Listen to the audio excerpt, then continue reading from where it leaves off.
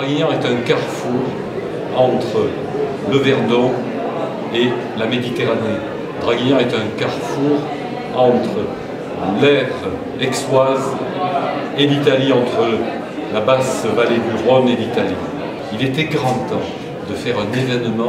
J'ai la volonté de faire de Draguignan la porte du Verdon parce qu'elle est légitime, parce qu'elle est historique, parce qu'elle est culturelle. Dans le parc naturel régional du Verdon, nos territoires sont ouvertes aux villes-portes. Les villes-portes, c'est quoi? C'est les villes en définitive, qui sont des villes de passage, des villes d'accueil, et en même temps où un échange entre le monde rural et les villes qui entourent ce territoire a un rôle important. Et le parc du Verdon a le souhait d'intégrer en même temps Draguignan comme ville-porte, mais aussi à l'intérieur de son comité syndical pour qu'il puisse avoir la parole, puisse avoir une intégration totale de cette commune sur ce territoire-là. Merci, monsieur. Bravo. Vous n'avez pas répété. Je vous donne une communication.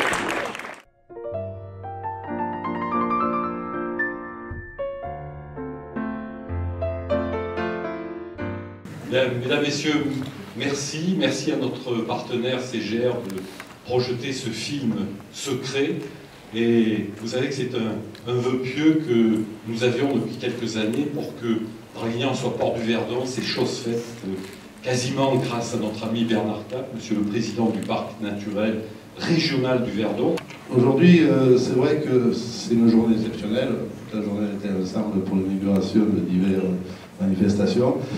Et ça, c'est l'aboutissement de Jean-Marc Paris, qui est réalisateur de ce Verdon secret et qui est là, dans des conditions exceptionnelles. Juste souligner aussi que Verdon secret et Jean-Marc Paris participent au 1%. 1% pour le Verdon, c'est un peu le 1% pour l'humanité, mais 1% pour le Verdon, c'est pouvoir permettre en définitive à la gestion au parc naturel régional de gérer le futur grand site. On est dans une démarche de grand site, après on ira un peu au-dessus, UNESCO, mais bon, pour l'instant on est sur grand site, et c'est vrai que c'est pouvoir mieux vous accueillir, pouvoir mieux vous informer, pouvoir mieux en définitive faire découvrir, pas ce que vous allez voir, mais découvrir la réalité de ce Verdon-là.